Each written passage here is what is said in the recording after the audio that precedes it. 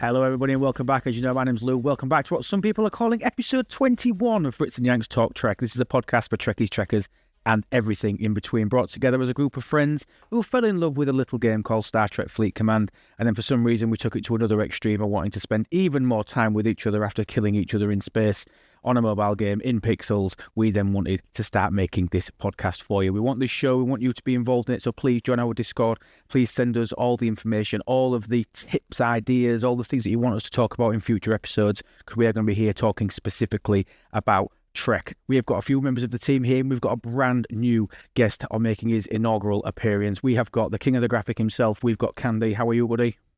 I'm doing pretty good. Marvellous. I'm very, very good, thank you. Thank you. Nobody ever asks how I am, and I know all four of you are going to ask me now, but nobody ever asks me how I am whenever I ask that, so thank you. We've got the Tribble mother herself, Minnie. How the devil are you? I'm great. How are you, Nigel? Oh, very good. I see what you did there. We have got the Professor. Puts, welcome back. Thank you. You look great. I love the lighting, by the way. Well, it's, as long as it doesn't give me some sort of conniption as we're going through it, then I'm sure we'll be absolutely fine. Okay, we've also got the sound minotaur himself. We've got the audio engineer, the bull. He is a bull. He has big horns. He's split in half. We've got a brand new guest to the podcast. We've got Nigel Rovers. Nigel, how are you, buddy? Yeah, tremendous. I thought this was episode 1 of season 21. Or am I... Is that not what you just said? I thought it was episode 1 of season... Because we restarted this podcast 21 times. But ladies and gentlemen, don't worry. This is the episode that we're going to kick off and make sure Brits and Yanks, where the Brits win and the Yanks lose, or the Yanks will finally make their comeback in one of the greatest episodes of all time. Lewb, it's over to you, sir. Let me just make a note, a timestamp on that to remove that so that it's not on the internet, that we're going to do this more regularly. There we go. Make a quick timestamp note there so that we've got it. How dare you, sir? That we've got it. No, welcome, Nigel. Lovely to see you. Obviously, nobody on Brits and Yanks has ever met you before, so please just give us a quick, brief introduction. What was your introduction to Trek? What's your favourite series? Well, my first introduction was on Trek was a very, very old content creator called It's Lewb, and I was like, oh, this guy sounds like he doesn't speak English, so I decided to watch his stuff, and then I was like, that doesn't look good, and then suddenly his graphics improved, and I was like, oh, who's this Candy White guy? Oh my God, this is incredible. One of the best graphics I've ever seen in my life. It's now moving on, and then I heard this professor that was also American, but with a swagger and a twist and an iconic demeanor that made me excited. And then I saw his name and his putts, and I was like, that guy knows what he's doing. And then there's someone just sat in a corner and was wearing a hat with the word Mini on it. I was like, oh, must be his friend. But yes, my introduction to Trek is that I loved TNG when I was younger. I've done a couple of Star Trek shows, which I'm quite lucky about. And I really enjoy it. And it's a community of unity, inclusion, diversity, and brilliance. And that is the only description I'd give to someone like Putz. Indeed. What's your favourite season? What's your favourite series? DS9, to be honest. TNG is what I lived on. DS9 is what I adored the most. Correct answer.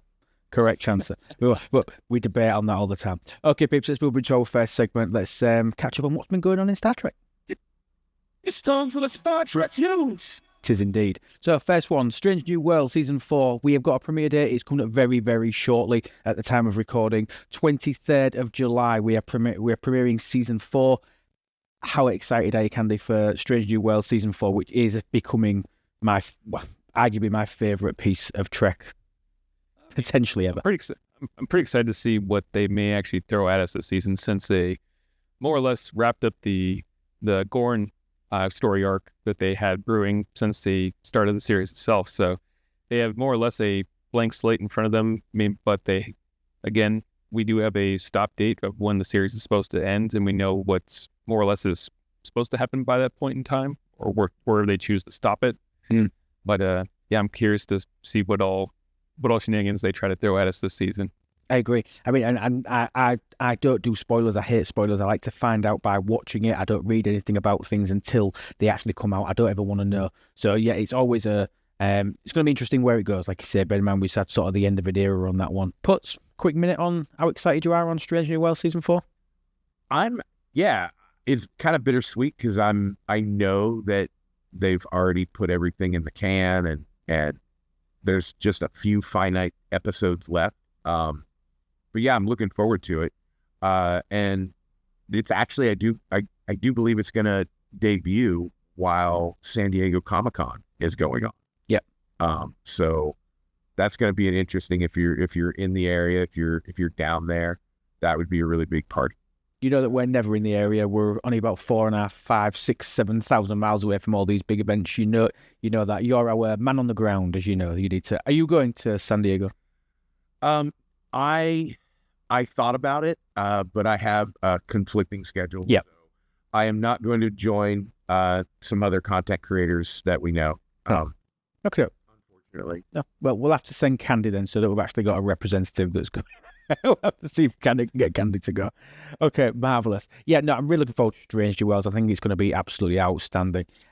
Second point, there's been some rumours. Now, the two shows that have basically sort of coming to an end. Star Trek series, bear in mind we've got nothing else in production. We've mentioned this before. And Doctor Who. There's been some rumours on there being a Doctor Who crossover into Star Trek. Now, for me, it's utter blasphemy. Okay, I'm not a Doctor Who person. I watched a little bit of the Christopher Eccleston series. I quite enjoyed that sort of initial reboot when it first came back. But I'm not a Doctor Who person. Nigel, what would you think about a Doctor Who crossover in Trek? It's probably one of the worst ideas I've ever heard in my life. Genuinely, like whoever came up with it needs an absolute slap. However, if you had to pick an episode, it's Let's Kill Hitler, because you go in the past and change the future.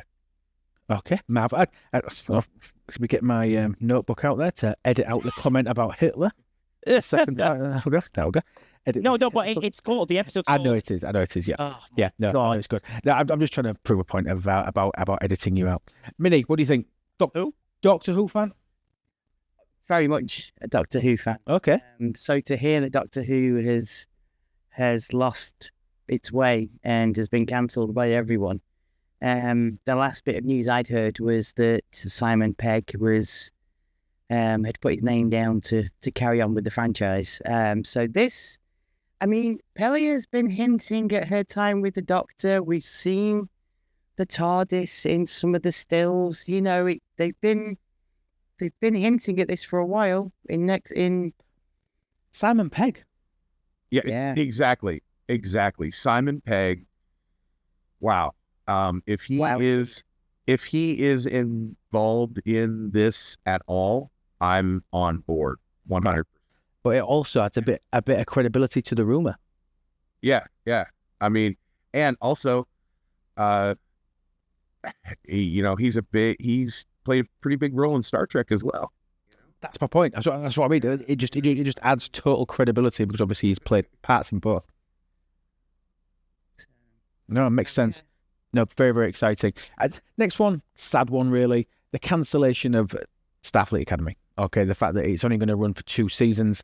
I'll be honest. I mean, did you expect this, Nige? Did you think this was, after watching that the season 1 and most of it, is it something that you expected after watching it, or are you disappointed? It's very interesting. Starfleet Academy obviously changed the style of what Star Trek is. And I think the beauty of Star Trek is every season 1 or multiple season 1s and 2s of a lot of the shows need time to get into, to understand the characters, to build the new people, to understand the new world, to understand the new lore, to understand the new things. And the thing with Star Trek fans who have waited a long time to finally get something brand new and exciting is that their patience around lore becomes difficult, which is why, that the graphics are a bit too much, or that the fact that they can, self-teleport to everywhere, which is like a little bit beyond what Star Trek is. And is it a surprise? Yes, because I would have thought they'd give it a season so you can see the numbers, see the viewers, allow people time to fall in love with it before deciding.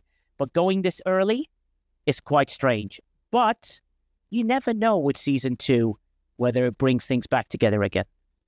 But the thing is, I always feel that if they've cancelled it now, they're no longer recording. Whereas obviously season 2, I mean, season 2's already pretty much in the works. Do you know what I mean? It's done and dusted, but it doesn't mean the sets can be rebuilt. It doesn't mean the things can't be put together. It doesn't mean they change the storyline saying you've gone to now a different ship.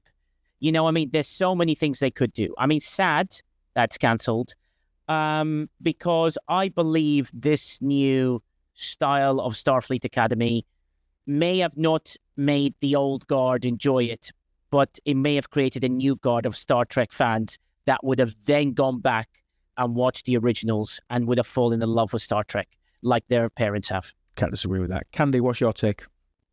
I mean, it would be kind of hard for if season 2 actually kind of like follows the trope of a lot of other Star Trek series where, like, we all know, like, sometimes season 1 isn't all that fantastic and season 2 ends up shaping up to be a lot better.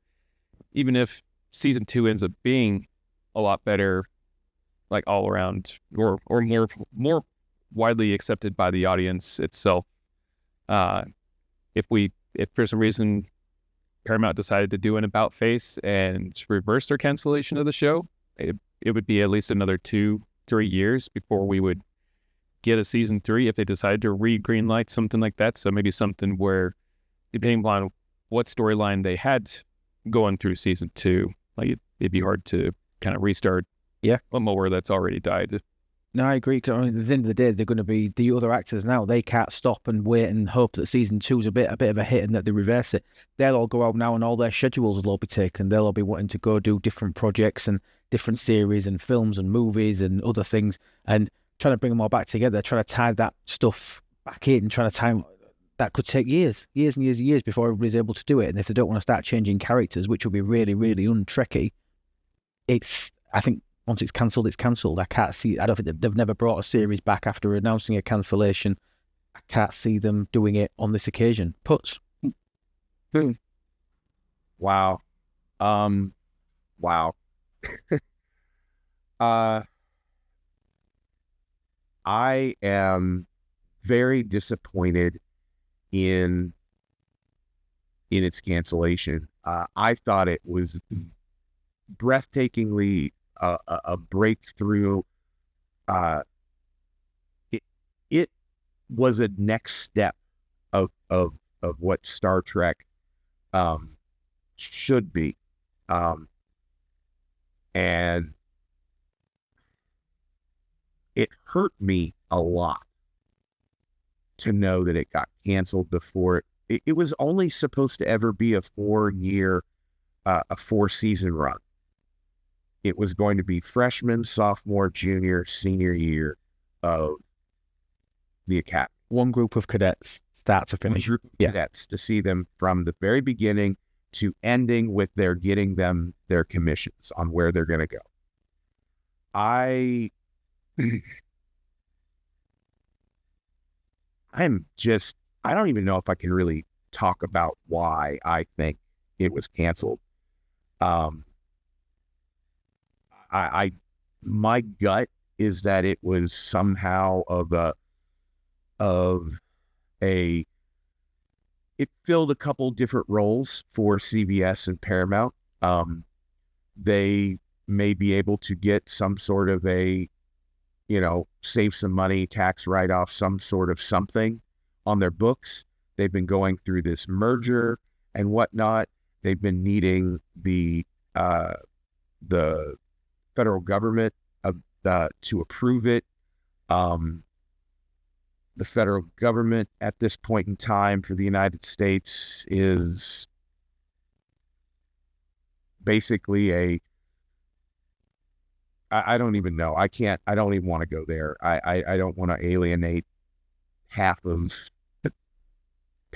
just say it, Cuts. We all know they're Star Wars fans, okay? We just say it here.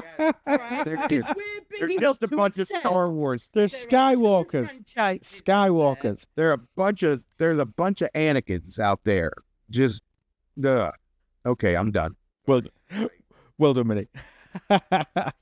No, but I think we're all of the same sort of agreement with you, which is great. So, After season 5 of Strange New Worlds, season 2 of Academy, all coming out in 2027, we've got no Trek in production. We've mentioned before, 0 Trek in production. We have now got a sniff that there is going to be a movie. However, we've very seldom ever had a movie other than the 2009 J.J. Abrams reboot movies, where the big screen hasn't just been an adaptation of something that's happened on the small screen. They've either been TOS or TNG films, which are using the same crew, same cast. We've got nothing in production to have the same cast to be able to do it. So what the movie's going to look like, I feel, it could be a little bit more J.J. Abrams-y in terms of a reboot or a continuation of something in the Kelvin timeline. But it's nice to see that there is something in the works for the big screen. But again, just covered. I think it's really sad that we've got nothing going on the small screen. So that's a bit of a catch-up, obviously, on what's going on. Let's wait and see, obviously, where all that sort of thing starts to go. Before we dive into our main topic of the conversation, we're going to talk about something which is very, very topical, something which is going on right now in Freedom and Reason. We are going to dive into the World Cup of Football. Who'd have thunk it? Star Trek podcast. We're going to talk a little bit about football.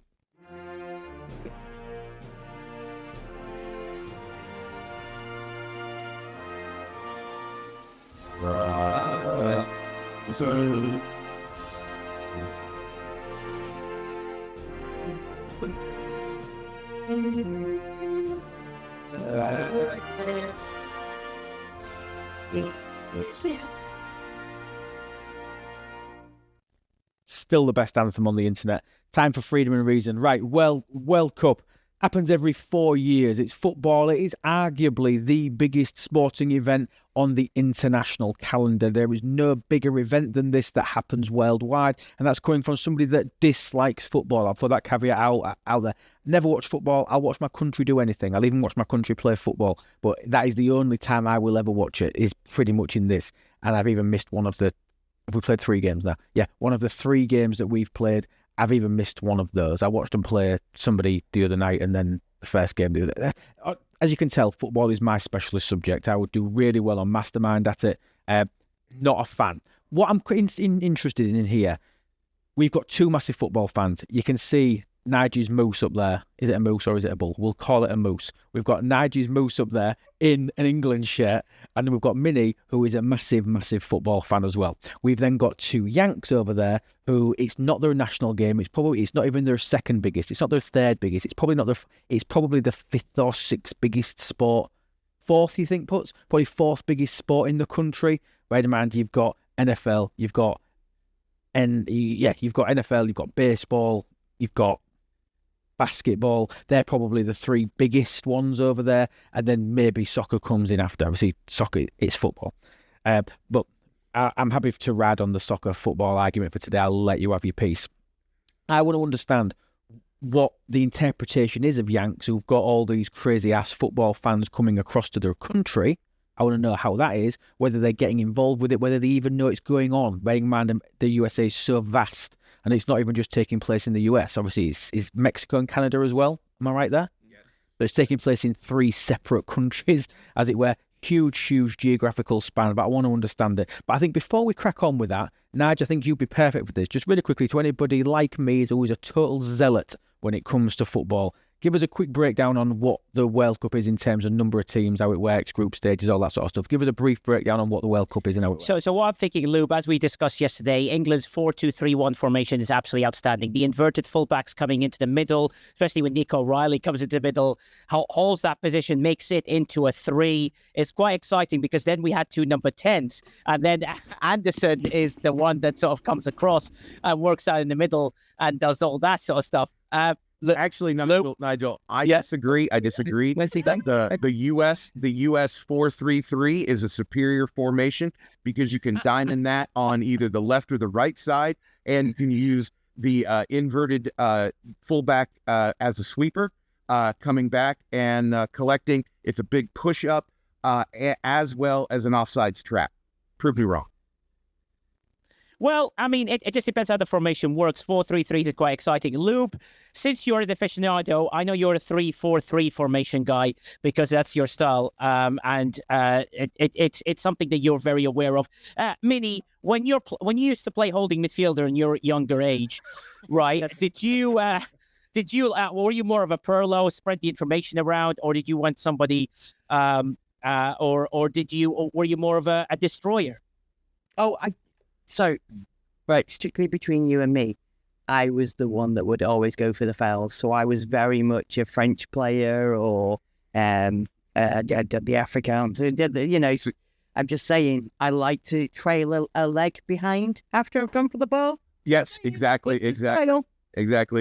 I played keeper, and I played keeper like I was a tight head prop playing rugby. I slid face first, and my feet came second, and I have broken at least 4 people's legs. Oh, brilliant. Well, I mean, that's the sort of stuff. But, Lewb, to answer your question, since you are so excited, 48 teams in a World Cup with fantastic groups. Top 2 on each one qualify. The best third place playoffs, best top 8 teams, third place playoffs go through.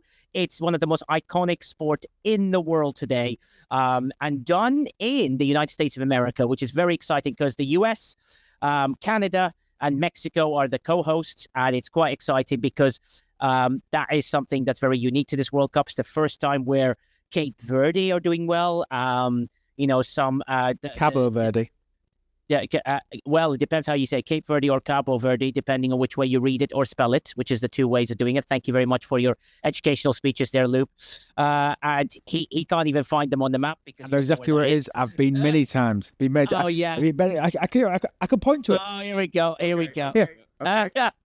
Okay. Yep. Your head was blocking. Yeah. Your head was blocking. Oh, was it? Oh, what a shame. What a bloody shame. What a crown shame. They were down there, by the way, but good try. No, it's not. No, I did point actually. I know exactly where it is. Just below Tenerife. Exactly where Cabo Verde is. It's right off the western coast. Africa. Correct. Exactly. And what amazing about the World Cup is it brings unifying countries with loads of different history together in an exciting way, which is what Star Trek is. Star Trek's about unifying cultures and unifying things into one great moment and great storyline. That's what the World Cup is to us. Lewb, I cannot wait for the day that I watch you try and attempt to kick a ball and then completely fall flat on your ass. Thank you. No, very much so. Cheers, Nigel. So obviously, a brief breakdown there, and obviously how the World Cup works in terms of number of teams and all that sort of thing. So let's go straight over to you, Candy. What impact have you watched any of the World Cup to start with? Do you care, and how do you think it's affected the US people, where it is only, like Put said, your 4th biggest sport? Yeah, I mean, it's so when the World Cup comes around, regardless of where it's being held at, and also when they have the Copa America kind of cup tournament, if you will, and those are probably the 2 biggest points. Like when the majority of the country is actually like full on soccer, football. Yeah. When they have fever for it. Although in the last couple of years, as soccer or football has become more and more of a prevalent type sport across the country itself. I've been to more football games in the past couple of years than I have like in my entire life. I mean, when I went to visit my sister last August, we went to a Portland Timbers game, and that was a fantastic time. In regards to just like pure atmosphere, like next to going to an NBA basketball game during the playoffs, the atmosphere is always the same, like electrification. Like everyone is there having fun regardless of who they are, where they're from. Everyone is just there just to enjoy it for the best of it. So go ahead. No, you go. You finish. But since I'm smack dab in the middle of the country, we don't have any games that are being hosted close to me, so I'm not directly affected by it. But a lot of my coworkers are into football, so we've been watching it on a spare computer when there's a game on during the day.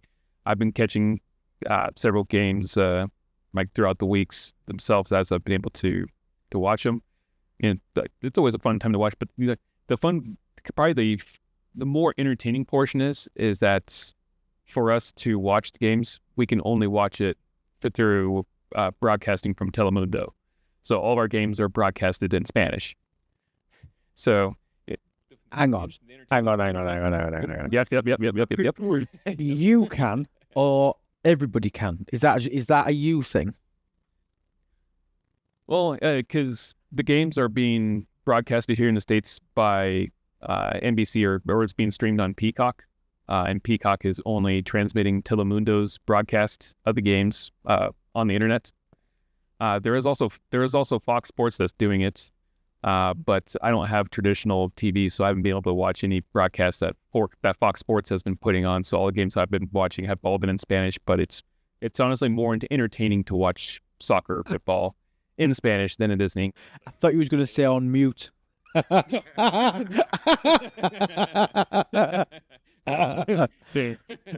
Oh, God, that fascinates me. So you're telling me that you're the host nation. You are the host nation, and it's not readily available through loads of apps. You think that the broadcasters, the Netflixes, the Amazons, you would think they'd have been all over this trying to get eyes and stuff on their platforms. Go on, Putz. Okay, so Fox bought the rights to broadcast it live and to show it on in English in the United States. Now, Telemundo has the Spanish rights broadcasting. So Candy, not able to get a streaming service to service Fox wherever he's at or whatever to stream it live, was only able to stream the Telemundo Spanish version. But I've been watching everything. I'm an old geezer. I still have cable, so I've been watching it on Fox and Fox Sports. Okay, Putz, you've been watching it. You're a football fan? I grew up playing soccer. I never played football. So let me say this again. I grew up playing football. I never played American football. Okay. I get where you were going with that. So and how do you think that Americans in general, do you think that, what if you had to put a rough ballpark number on it, what percentage of, because if I was to put a percentage on this, let me translate this, and Minnie, correct me if you think I'm wrong here. I would expect that 80 to 85% of people in the UK will be watching the World Cup and won't miss an England game. 80 to 85% it'll be, and I bet that's probably realistic. I think that's, yeah. Yeah, I'm probably, count myself in there that's probably watched 2 out of the 3 games. Bear in mind, I would never watch another game for the rest of the year. Do you know what I mean? But I've watched 2 out of the 3 games, which for me is pretty decent. What percentage of Americans do you think are engaged in this? I would say 20% are rather informed and engaged, and I would say maybe another 20% are like, "Oh yeah, we're doing something." Yeah, maybe they catch a game. I would say half or more of the country is like, it hasn't changed anything for them at all, and mainly because this is being hosted over 4 time zones, 3 countries. Yeah. And 6,000 miles, like from all of it's just ridiculous. Not that it's ridiculous in that we shouldn't have done it. It's ridiculous in it's so widespread. This is tantamount to, what if the whole of Europe hosted the World Cup? I get it. That's what I get it. Right? Geographically, I totally get it. Yeah. I totally understand that. So for me, it's a 10-hour drive to the closest matches, and that's in Toronto, Canada. For Candy, I don't know how close you are to Kansas City. That's probably the closest. Yes, that's about a 8-9 hour drive. I could fly to a game quicker than you could drive to a game, and it's in your country. Absolutely. But I could also fly to Boston in an hour and a half. I could fly to New. But that sort of stat doesn't make my point that I'm trying to make, does it? So, that I could fly there quicker across the world. So what? Here is what it's interesting, and I remember 94. I was a senior in high school. I was playing football. I was the varsity goalie for my high school. I went to 3 World Cup matches. I went to a match in Detroit. I went to a match in Chicago. Yeah, you see, 94, I was 5. I cared about puppies and kittens. I was 5. That's literally all I cared about. But I will tell you the difference. In 94, it was more of a, oh, wow, this is interesting. And then it kind of like went away. But there's been hype for this World Cup everywhere. And people know about it, right? Like, but do they care? Meh. Did they watch? Meh. But everybody knows about it. Here we go. A quick cultural one then, because Nige, I bet you could name the whole England team. I mean, I know an England player. There's that. He used to play for Hull City. I know Harry Maguire. He's an England player, isn't he?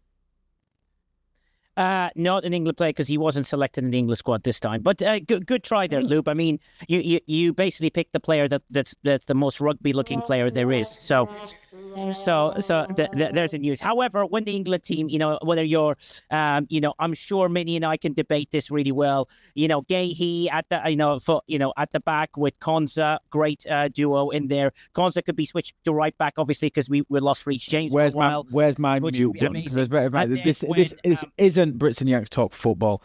Jesus Christ. And then also, when you do the formation, you work your way around. And it's like watching Star Trek when the ship, diverts itself around the other. Your face. Right. Okay. Let me make a point. So, Minnie and Nigel will be able to pretty much name the England team, right? Yeah? You will be able to name pretty much everybody in it. Yeah? Comfortably. Put your USA team, how many of the how many players? There's 11 in the team. How many of those starting 11? It is 11, isn't it? Yeah. How many of those starting 11 could you name for your USA team? Just because my memory has gone, I could name almost all of the starting 11 from 94. Impressive. But I don't think I could name more than a few. Wow. I recognize their names. Yeah, if you saw them, yeah. Oh, Harry Kane. There you go. That's who I meant. You got one. That's who I meant. No, you didn't. You did well. I know him. He's just taken a record.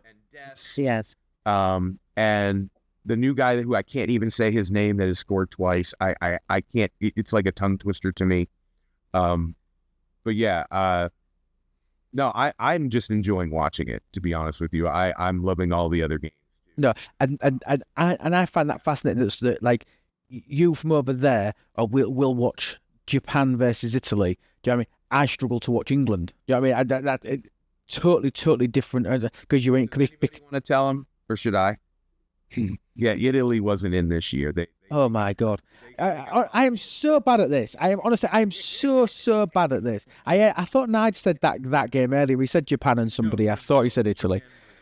Jesus Christ. Yeah, so bad at this. But again, I am the cultural difference between the Brits and the Brits. Yes. Really.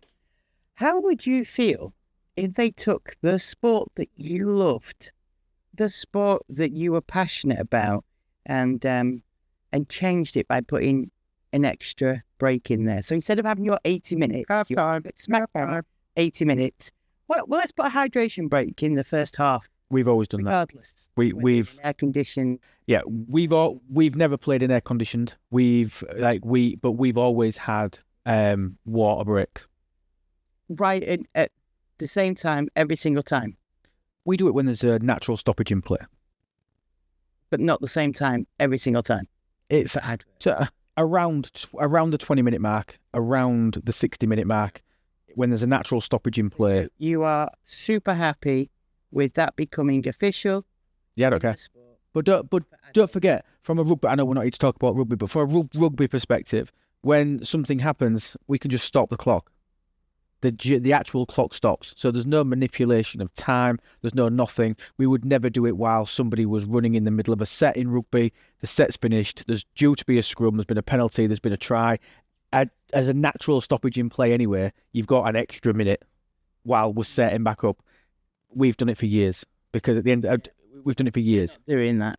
But I don't agree with you doing it in air conditioning. I mean, I went to go watch my team. Do it for one, you've got to do it for all. I mean, that does become a fair thing. But to change the game for adverts is... well, we don't stop for adverts. Well, we don't stop for adverts. I have to disagree with you slightly, Minnie, but I think Potts wants a point and I'll jump in. Yeah. So this may be a weather thing. I don't know. It may be like oh, American weather is. I don't know if you have ever been in 90-degree weather with 90% humidity. It is oppressive. He does know we live on an island, right? Right. So Yeah, we don't have those levels of humidity. Right. Yeah. Those levels, and you will get that in almost every one of those locations, right? Now, should they have done it in Vancouver or Seattle when the games were in the evening and it was like 70 degrees? Probably not. Yeah. Right. I get it there or Brazil or but other hot countries. But when they had the World Cup in Brazil, it was the winter time. Brazil's in the southern hemisphere, so it was the coldest it was. Oh, right. Okay. If you are in Miami in the middle of the day, right now, you are just dying. If over the next couple of weeks, if you're in the middle of Boston or New York City, in the middle of the day, you are looking for shade. It is oppressively hot. Rainy, so though, isn't it? In Boston. So I understand why they did it. I get it. And I understand why they're doing it for every match. I don't agree with doing it for every match. I think it is if you do it for one match, you have to do it for all. Well, okay. I mean, well, maybe, but remember, in the South African World Cup, mini, they only did it for matches when the degrees were a certain level. That way, that means you don't have to do it for every single match. You can do it that. I agree with that's what we do. We would never do it in an air-conditioned stadium that's sat there at 16 degrees because you don't need a water break. The whole point of football, rugby, these big contact sports is that you want fatigue to set in. What fatigue does is it creates attrition. Creating attrition creates the sport. It causes errors. It means that players get advantages and teams get advantages. But what I don't want people to do is I don't want people to die because of exhaustion. If it's 35 to 40 degrees, real degrees, do you know what I mean? And I understand why you need a water break after 20 minutes in 90% humidity and 100 odd degrees in wacky American degrees. Do you know what I mean? I understand why you've got to have a break, why you've got to do it, because these are still human beings that have got to be able to do it. And we are in a bit of a namby-pamby culture anyway, Minnie, aren't we? That's the point that you were making. Huh? In Atlanta, in indoors in Atlanta, I think SoFi in LA is also indoors. There's no need. No. It was 70 degrees inside. It was fine. Yeah, agreed. You take a measured appointment. Great. Okay, that was pretty much the points that I wanted to make. Has anybody got anything else that they just want to throw in that they want to ask somebody from the other side of the pond on how they feel or what they think about different things? Anybody got anything else that they want to add? I would like Candy White's opinion on whether the 4-2-3-1 or the 4-1-4-1 new formation for England would be the one to go after. Are America still in it? Yes, they're in it. Yeah. Canada be the first host nation to actually travel for a game. That's true. Yeah. So, is there a chance that the USA and the UK can play? Would that align? Oh, that'd be cool. On the 4th of July. 4th. No. Yes. Oh my God. The US is not going to be able to play on the 4th of July. They will play in a couple of days, and then if they win that match, they play on the 6th of July. 6th, yeah. I do believe the only way that England and the US will meet, I think it is the quarterfinals or maybe the semifinals. So I think it's the quarters. But Balogun is doing well. Used to be at Arsenal. Great striker up for the US. Balogun is absolutely superb on what he does. Balogun's there, and Pulisic used to play for Chelsea. Basically Lewb's hometown. There's some great players from the United States that that do quite well and do very well. Freeze is also a great goalkeeper. Carl Richardson's there. Anthony Robinson, who plays for Fulham. There's loads of great players that do quite well. Lewb, thank you for that information on being so direct. Marvelous. Marvelous. Anyway, whatever you're banging on about, let's move on. I don't know anybody that you've just said. I managed to get one England player out of our team, so that's fantastic. But no, great conversation. I liked it. Right, let's move on to Star Trek then. Let's move on to what we're actually here for. So we are going to continue with our episodic review series. And we have obviously done, if you haven't already done this, please go back and listen to episode 19 and episode 20 of Brits and Yanks, where we did episode 1 in deep. We went went deep on episode 1 because we all absolutely adored episode 1 of Starfleet Academy. And then on episode 20, we did episodes 2 and episodes 3. So tonight we're going to do episodes 4 and episode 5. So we'll ask for you, Putz. I want you to give us a brief synopsis. Talk us through what the basic outline is of episode 4 of Starfleet Academy. Okay, episode 4.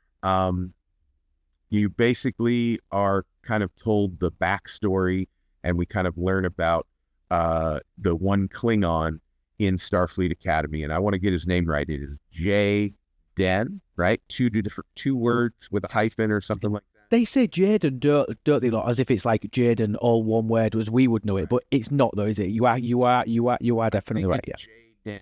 But anyways, we basically follow through memories through him about, basically kind of the last couple of years before he joined Starfleet, and how he got, his journey to get to Starfleet is basically one of his family.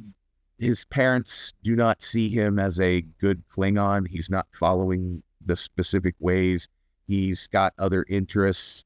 But his brother sees his potential and encourages him to go to Starfleet. This is all under also talking about the overlying arch of the episode is several of the houses that still remain of the Klingon Empire were on a ship that basically crash landed or exploded, or lots and lots of casualties. So, and in their debate class in college, in the academy, they were trying to find a topic, and this was going on as well. So it was like current news, current events for them. And J-Dan was like, no, we need to talk about this. So this is in him preparation for him to debate and, basically doing his homework. Absolutely. That's what we get to see. Absolutely. I mean, just other additional little bits of backstory. Obviously, the burn was a cause of Kronos to be basically wiped out and gone. As Put said, that it made the Klingons, in essence, an endangered species, didn't it? Do you know what I mean? They were critically endangered. There was hardly any of them left at all now. And obviously that debate element, which I think was quite a clever way of tying it back into school, which is, again, a big, huge part of obviously what Academy is, tying it into like the school debating society. I mean, and he pulled out the cracker, didn't he, on the debating society? Caleb pulled out the cracker. He pulled out the master debater. Yes. Yeah. He pulled that one. I mean, honestly, I didn't think they'd go there. The master debater, I genuinely didn't believe they would go there in Trek. And this is going back to what we was talking about when we did the news, that this is the next evolution of Trek. This is bringing it into the 21st century, in my opinion, where it's not as rigid and stiff. It's a little bit more relaxed and up to date. You know what I mean? Because, I mean, I laughed. Minnie, are you happy with that in there as Master debater, come on. in Trek? Yes, even as an adult. Candy, are you considering that Trek? I mean, for the setting and everything, yes. I mean, and what the kind of the entire construct of the episode itself. I mean, it's one of those ones where it kind of gives a slight nod to Lower Decks and kind of injects a bit of comedy to, it's don't be stiff Trek, Agreed. be fun Trek. And Academy's been good at that. I mean, obviously, we've had a few cracking characters in this, obviously the Doctor being one of them. I do think the Doctor, just to throw a bit of... I don't ever want to be negative towards Robert Picardo or the Doctor. I don't think the Doctor's felt a bit stiff in these last couple of episodes. Obviously, that we've been looking at reviewing. I don't feel like he's been his usual comedic self. Am I on my own? Specifically towards Sam. You're getting his, he's not his Voyager self, if you use that. Yeah. But again, he's also 800 years older than his Voyager self than last we saw him. He is. So you're saying he's got old and miserable. You saying he's a grumpy old man now? turned into a northerner. He's like the retired old man that liked to yell at the TV. What does he call the students?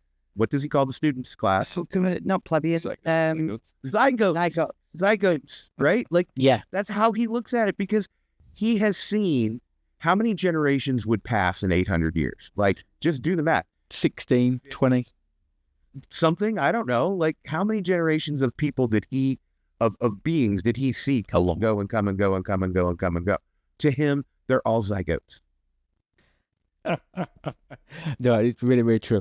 Go on, minute. Finish the episode off. So talk about the obviously how it finishes up, and if you want to give any backstory, give us your take. Well, I mean, yes, the key issue was the debating society. I think this is one of the key backstories into each of the characters. Each of the characters so far has had their individual episodes dedicated to how they became who they are right now at this moment when we've met them. There is, of course, the families which have been split and are refugees and are still Klingon at heart, which is a warrior, and we will not accept help from the Federation regardless.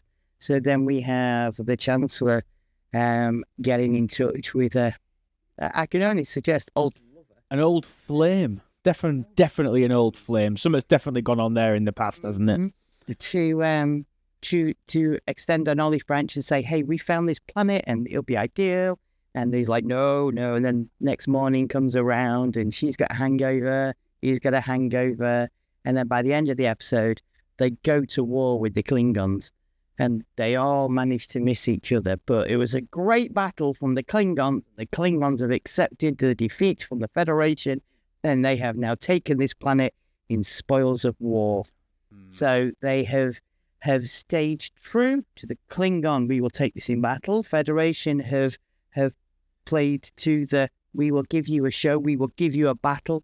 And the way that the backroom negotiations have come together to save his family as one of the refugees. Did you find it a bit ego massaging, which is something that, I mean, for me, I think, and again, I'm trying to put some of the negative spins on this, because the episode wasn't my favorite.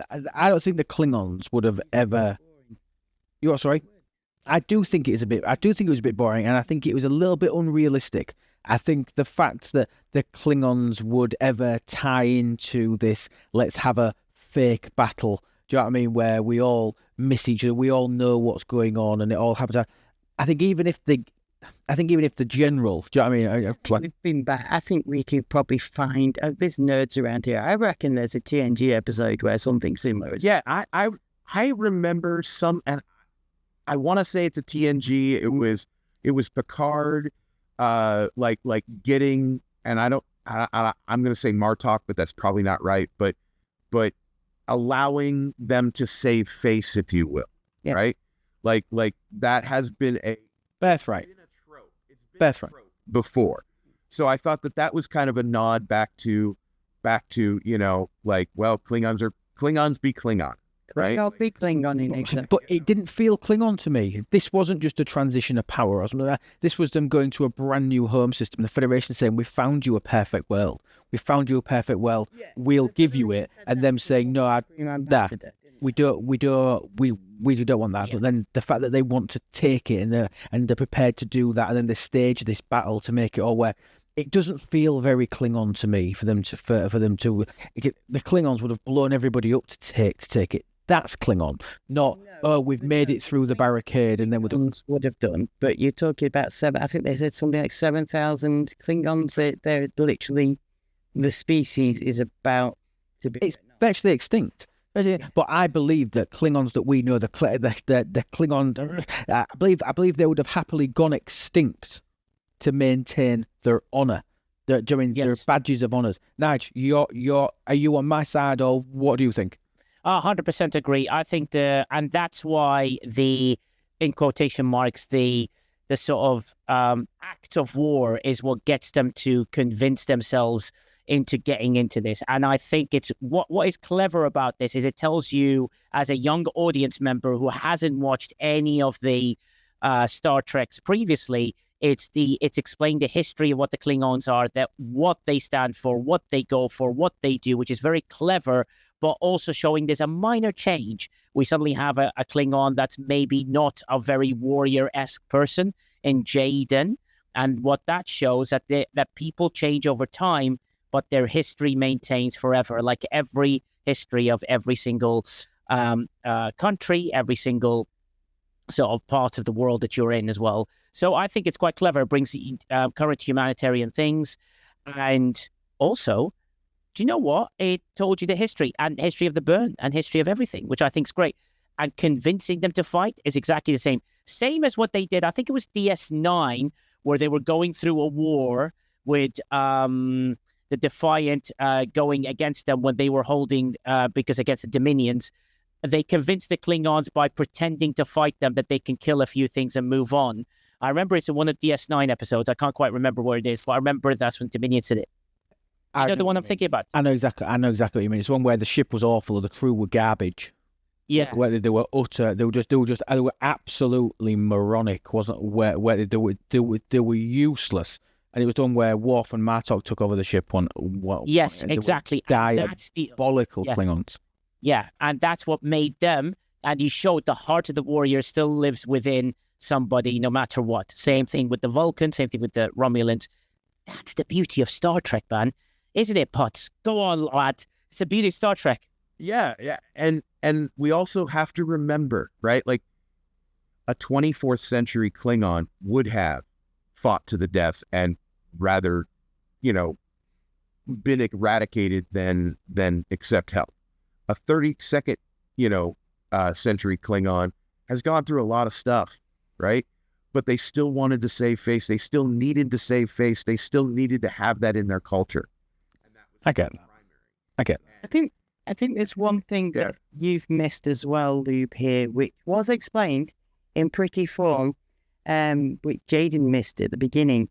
His father didn't miss the bird when hunting. I saw that. When a Klingon gets angrier and angrier and angrier, their war instinct becomes better, better and better. By his father missing, his father wasn't... He was endorsing what he wanted to do. He was endorsing... in a Klingon way. So, by missing the Federation ships, by the Federation missing the Klingons, it's almost an unwritten endorsement to, we're going to take this planet. Cheers, mate. Because the whole Jaden backstory was that he didn't want to be a warrior. He didn't want to go out and fight. He didn't want a weapon, which was the key part of it. He didn't want to kill people. He wanted to heal people. He wanted to become a healer. Do you know what I mean? That's what he wanted to do, which is totally abject to what his father was, and obviously what his father wanted him to be. And he let him go so that he could go and realise that dream and go and join Starfleet and be the only Klingon that was obviously come back into this intake of the Academy and bits and pieces. So I do get that. Candy, anything to add? I mean, it's the very first line that's mentioned in the episode, and the Doctor quotes it from Judge Aaron Satie back during the TNG era. It's like, the first link, the chain is forged. The first speech censored, the first thought forbidden, first freedom denied, changes all irrevocably. That's it. That's easy to type than say that, isn't it? But it starts the episode off with that, but no one really takes it. No one understands, or no one chooses to fully listen to what the statement or what the quote is meant to intend. And both sides, both portions of the plot experience it throughout the entire episode itself, where Caleb is trying to push his view in regards to why can't Klingons just accept help, and Jaden is trying to tell him hey, you can tell me all you want, but Klingons won't change their traditions for you. I mean, just deal with it. Yeah. And even Chancellor Ake is trying to kind of push the same style agenda. That same narrative. Yeah. Yeah. It really took with Jaden's last lines in the debate. We need a Klingon solution for a Klingon problem. Yep. And that's ultimately what they got by fighting for it. That's ultimately what they got for it. I was just trying to play a bit of devil's advocate there, in a sense of, Was it Klingon though, or was it like okay, yeah, come on, hit me, come on, hit me. Oh, you've hit me. Oh, take it all, I surrender. Yeah. That's how it felt to me. But yeah, okay. So that episode, I mean, let's just really quickly go round the horn, smash or pass for you in terms of an episode, in terms of storyline. Is it something that you would enjoy watching again? Candy, Pass. Minnie, Smash. Nige. Oh, pass. But I'm going to say smash, and I say smash to watch again, because when I watched it again, I got to look at, like I was watching, and there was a lot of, they played with light, and there was lots of beams of light and whatnot that refracting, and what cinematographers would call, would maybe like try to edit out of, like, oh, this is, but the way they used it and the way they were using light in that episode made me like it even more. And I was like, oh, I started to appreciate it even more, the way they were using. visually stunning, you mean? Visually stunning. Yes. As opposed to the actual storyline itself, yeah, which is fair. I mean, it's a pass from me. I think you've got that. It's not an episode that I loved. The fact that I've watched it, I understand more about Jaden. I understand that. I don't think I'll forget that. I don't think I need to watch it again. My opinion.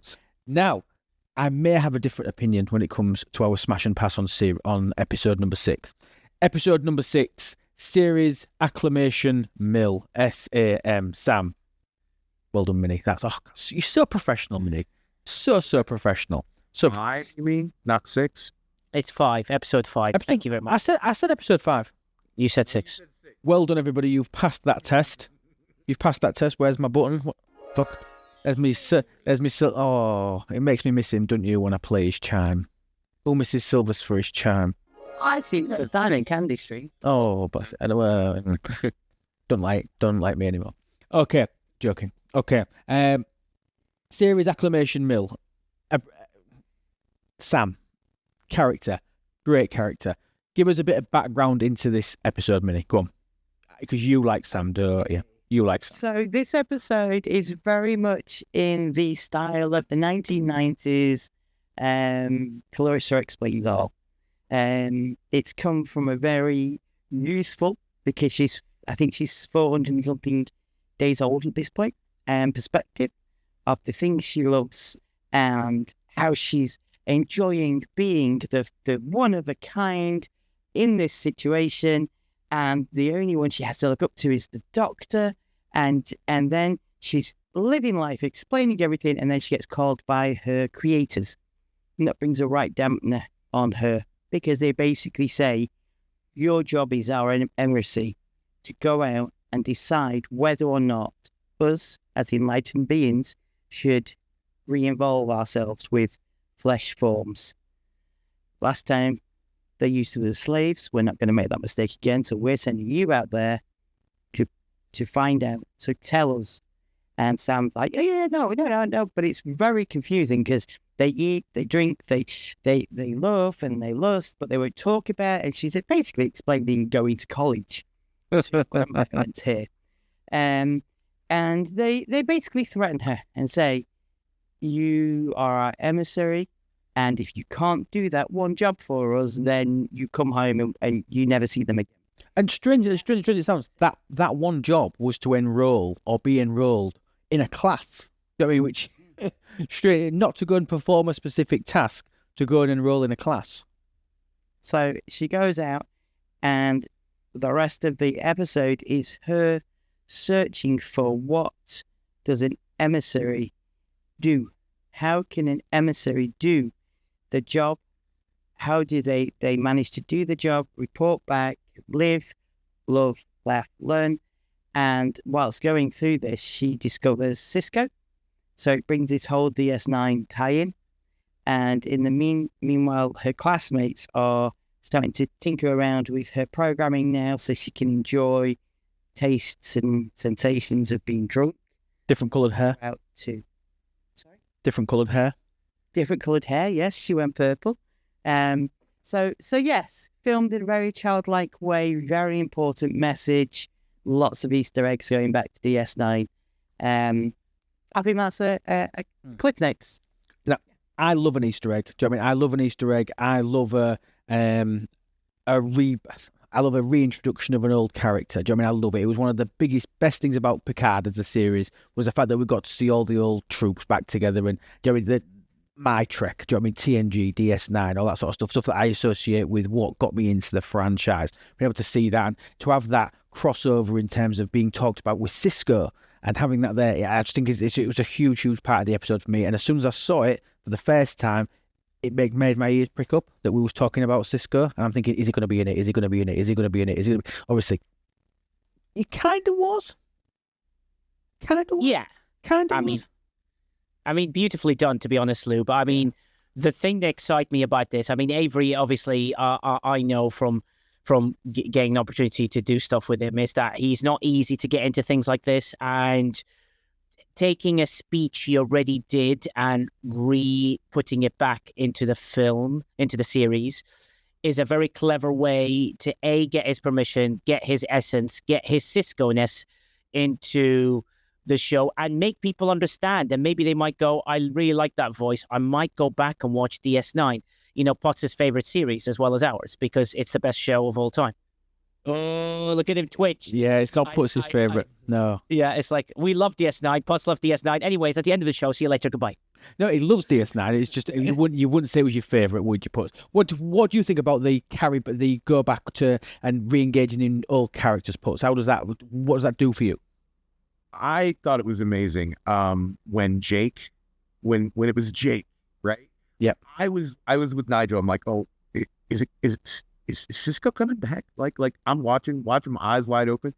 And then when I saw it was Jake, I kind of was like, it wasn't a letdown, but I was like, it was more of a, okay, what's he gonna say, right?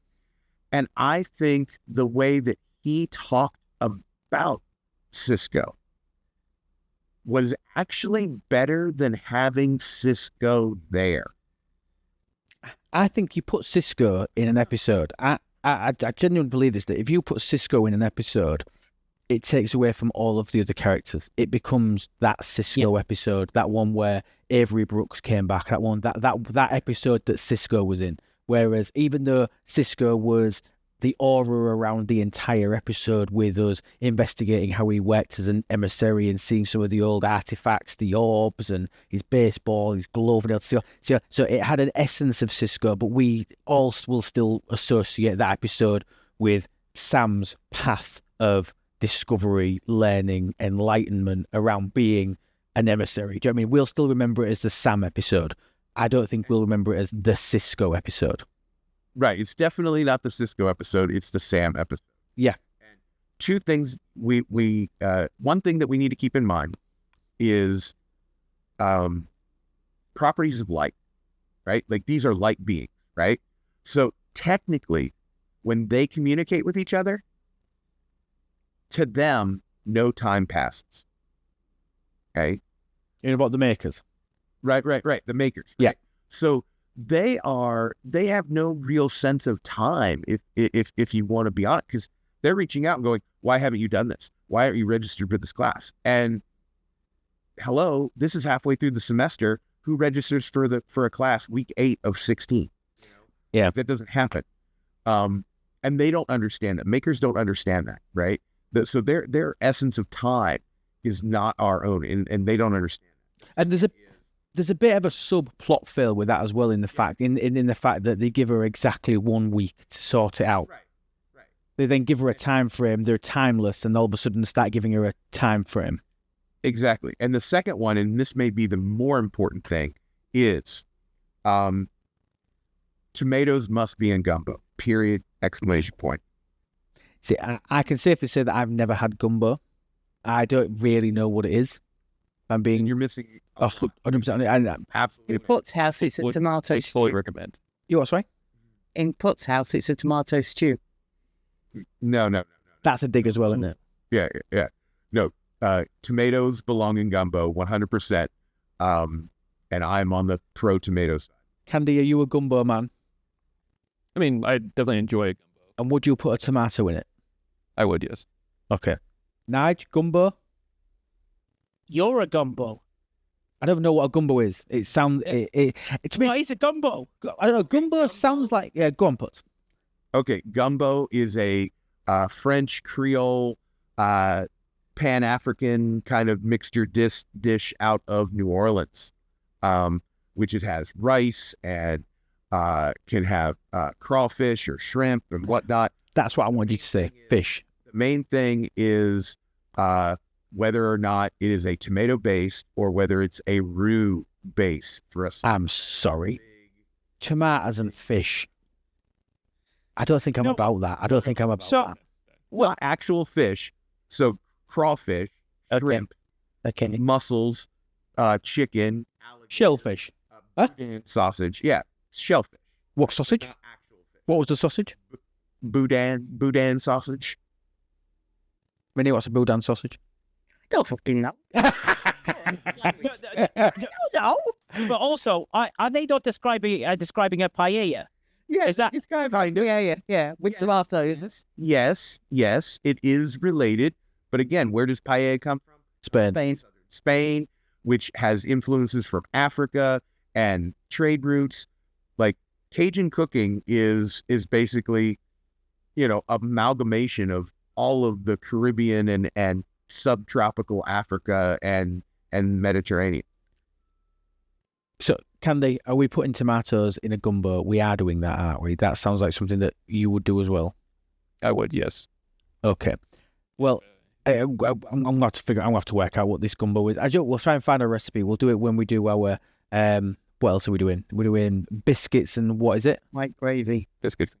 Yeah. Biscuits and gravy. Mate, you clearly haven't. You need to go back and watch the back catalogue of this show. Because honestly, You told me this is episode 1 of season 21. No, I didn't. The food freedom and reasons were some of the best freedom and reasons, weren't they, ever, when we was talking about food, and it was insane some of the stuff that we've got there. But yeah, so really quickly back to episode 5. Twist. Wasn't expecting, didn't see it coming. New iteration of Dax. Yeah. Wasn't expecting that. That was the curveball of curveballs, in my opinion. Very DS9. Very DS9. We've got Jake in there. We've got Jake. We've got Ben. We've got Dax. Because I didn't even think about Dax. I didn't even think about the fact that the symbiont was likely still be alive. Do you know what I mean? I didn't even think about that as a concept. I didn't think conceptually that Dax could still be alive like I could with a Doctor. You have watched Discovery, right? Yeah. Dax comes through the burn. Yes, but I didn't think that they'd put her in Academy for some reason. I didn't think that they would go there. And do you know who plays that character? Go on. Tawny Newsome. Tawny Newsome from Lower Decks. Lower Decks. She's And I do believe she directed this episode. Yeah. No, I didn't know that. Mm-hmm. So that's Mariner. Yep, I Mariner. didn't know that. There you go, blown away. Didn't know that. Didn't know that. What a cool thing. And Mariner, was it Mariner and Boimler that on S&W? Crossover, yeah. Yeah. The old scientist episode. Oh, God, do you know, I can see it now you've said it. So, I can totally see it now you've said it, but no. It took me 20 minutes of the episode, like with her, and I'm going, why is this voice so familiar? Why is this? Why? It's strange. The voice didn't even do it. Now that I can see her, that's what's clicking with me. But the voice didn't even register. So strange. So strange. So fantastic. Obviously, to go back that deep dive into obviously everything that Cisco did, and it made me want to go back and watch DS9, which I think is a point that Nige made. Obviously, trying to use Avery Brooks's voice, Cisco's voice, trying to use that to try and rekindle the newer generation into thinking, well, what is this Cisco thing all about? What is that all about? And they do little flashbacks, don't they, to things. They're talking about that he started riots, to talk about that particular episode. Okay, here we go. Quiz question. What was the name of his character that started the riots? oh, Come on. It was in Deep Space Nine. Yeah. Do you want me to give you a clue? Yeah. Think Angel.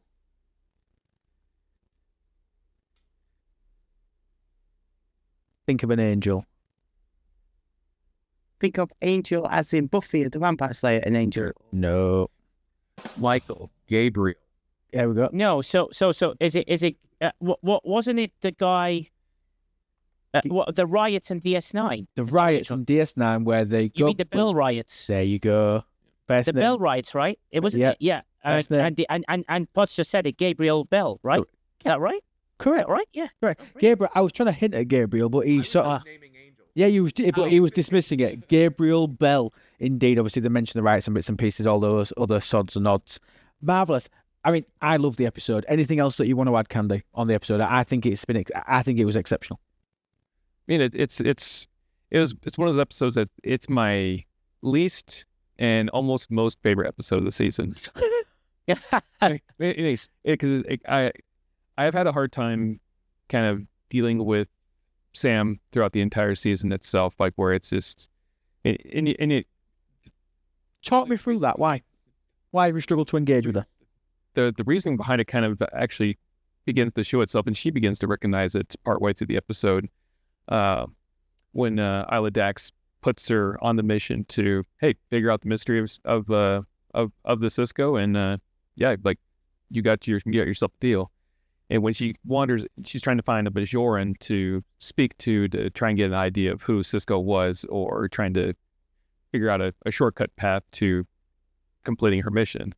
And when she wanders into the Bajor Club, and how ignorantly insensitive she is to the cultures and the processes, and just like the rituals that the Bajorans within the club are in the process of, and she completely interrupts it.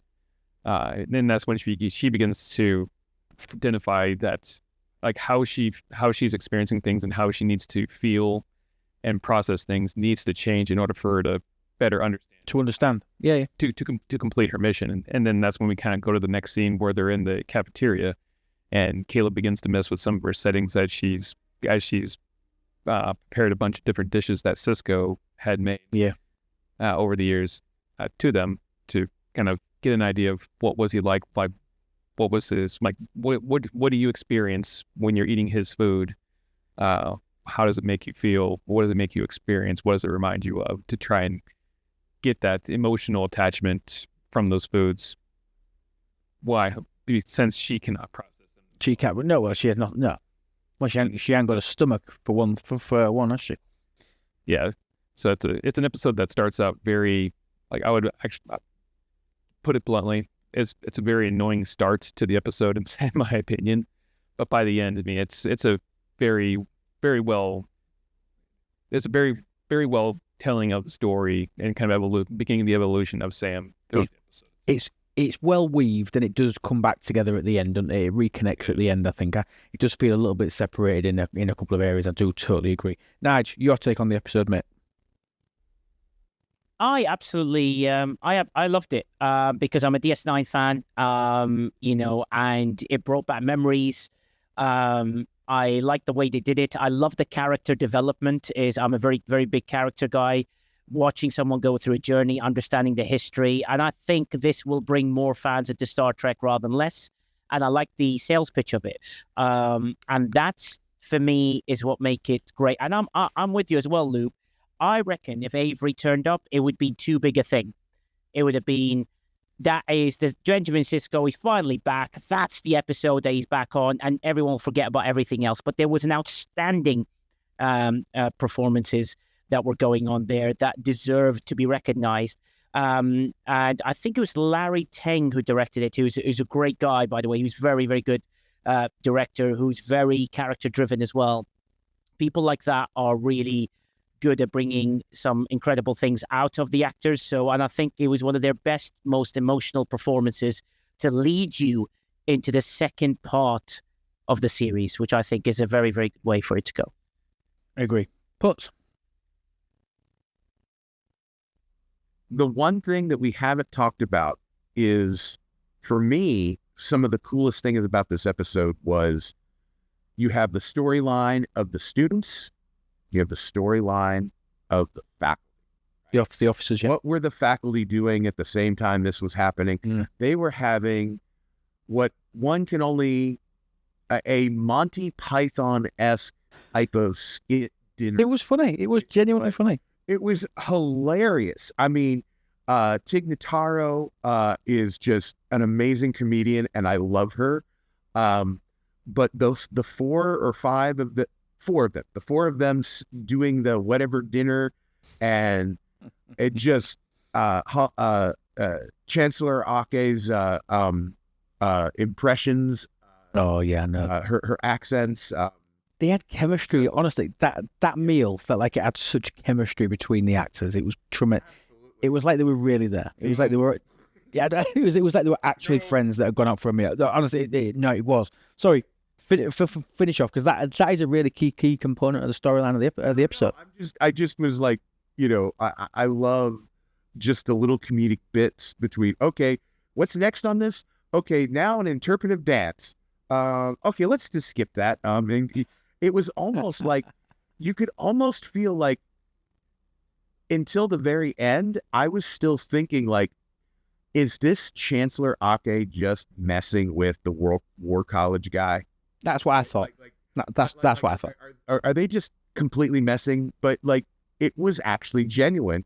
But yet at the end, and the fish deflates, and everybody just wrecking up laughing. Oh, the fish. It's great. You knew something was going to happen with the fish. The focus the camera on that fish a bit too. I mean, I chuckled at the fish before it deflated. Do you know what I mean? Something was going to go on with that fish. I know. Just everything. It was great. It was absolutely tremendous episode. No, it really was. Yeah, like I said, side story, I think, to the main story of Sam and Cisco and that path of discovery. But I think it was good because that side of the story was quite serious, and this was the balance to the episode. So obviously you had those two overlapping stories, but obviously it was nice to get that comedy there. Minnie, Later was the overall. No, the vomiting glitter, right? Yeah. I mean, obviously. I mean, that is just. I mean, and I love how Sam looked at it from a species point of view, when really it's just boy behaviour, isn't it? Yes, it So is. you tweet it. Oh, Okay. Yeah. Okay. I also thought, because Sam was telling it from her point of view, that the vomiting glitter wasn't actually glitter, that it was like somehow, well, that's how she as light is perceiving whatever is coming out. And it wasn't actually, it took me a while to be like, no. He recognizes that it's actually glitter coming out. Like, it's glitter, right? So that's just funny. Agreed. I think we've given them damn good thrashing. Anything else that anybody would like to add? Nope.